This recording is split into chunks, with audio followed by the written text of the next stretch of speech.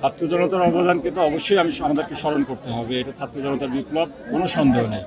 এখানে আমি যেটা বলছি যে শুধুমাত্র ছাত্র জনতা ছিল না, এখানে সবাই যারা গত 15 বছরে শেখ হাসিনা সবাইকেই খেপিয়ে তুলেছিল এবং তার অবিচার, অত্যাচার এবং স্বৈরাচারের কারণে সকল মহলে সে এখানে অগ্রহণযোগ্য হয়ে উঠেছিল।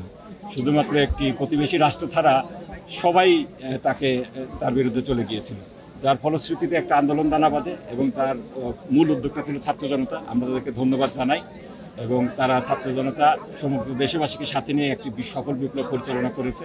আমরা মনে করি তারা জনগণের আশা আকাঙ্ক্ষার বাস্তবায়ন করেছে এবং ভবিষ্যতে এটা বাংলাদেশ দ্বিতীয় স্বাধীনতা যেটা বললেন, দ্বিতীয় স্বাধীনতা পেয়েছে বাংলাদেশ এবং এটা একটা ভবিষ্যৎ সমৃদ্ধ, সুখী সমৃদ্ধ বাংলাদেশ গড়ার একটা প্রথম স্টেপ, ভিত্তিপ্রস্তর বলে মনে করি আমরা। এটা দলের বিষয়, এটা আমাদের দল আপনারা জানেন একটি গণতান্ত্রিক দল। এখানে আমি সংগঠনের সদস্য। আমাকে যদি সংগঠন চায়, সংগঠন বলে এলাকাবাসী চায়, তাহলে অবশ্যই আসবো ইনশাআল্লাহ। আমি তো এক এলাকারই সন্তান। আমাদের সংগঠনে যারা পদ চায় তারা পদের জন্য সবচেয়ে বেশি কি বলে এই অযোগ্য। আমি কোনো পদ পদবি চাই না, আমি জনগণের পাশে থাকতে চাই। এখন যদি সংগঠন মনে করি ইনশাআল্লাহ ইলেকশন করব এবং জনগণের যদি এরকম আশা আকাঙ্ক্ষা থেকে থাকে আমি আশা করি যে সংগঠন এটা দেখবে ইনশাআল্লাহ। তবে আমি পদ পদবি চাই না, এটা সম্পূর্ণরূপেই জনগণের আশা আকাঙ্ক্ষার উপর নির্ভরশীল। সামনের বাংলাদেশ বড় আশার বিষয় হলো তরুণ সমাজ। সবাই বলতো যে এই তরুণ সমাজকে নিয়ে হতাশা প্রকাশ করত, কিন্তু তারা দেখিয়ে দিয়েছে তাদেরকে নিয়ে আশা করা যায়। তো এই তরুণ সমাজ, আমাদের যে জনসংখ্যা একটা বড় অংশ এই তরুণ সমাজ, তারা যেভাবে একটি সফল বিপ্লব সংগঠিত করলো, এর থেকে অবশ্যই আশাবাদী হতে পারি আমরা যে ভবিষ্যতে এই তরুণ সমাজই একটা সুখী সমৃদ্ধ বাংলাদেশ গড়বে। এবং আশা আমাদের যে দলীয় এজেন্ডা সেটা হলো আমরা মনে করি যে ইসলামের মাধ্যমে একটি সুখী সমৃদ্ধ বাংলাদেশ গঠন সম্ভব এবং উল্লেখযোগ্য তরুণ এই পথে আসছেন। আমরা আমাদের দাওয়াত দিয়ে যাব ইনশাআল্লাহ। গণতান্ত্রিক পদ্ধতিতে আমরা আশা করি যে এখানে একটি ইসলামিক কল্যাণমূলক রাষ্ট্র প্রতিষ্ঠিত হবে।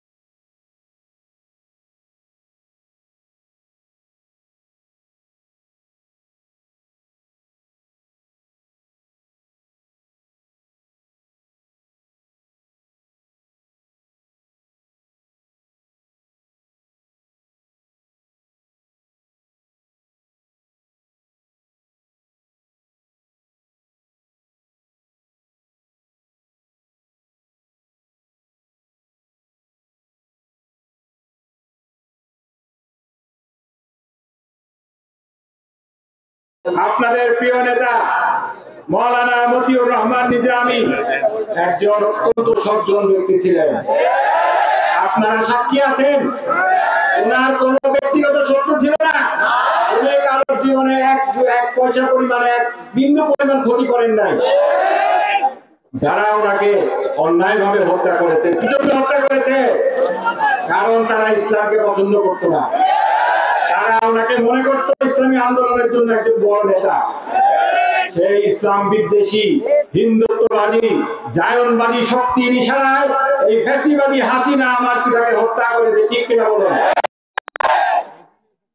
অনেকেই জিজ্ঞেস করেন আমরা প্রতিশোধ নেব কিনা।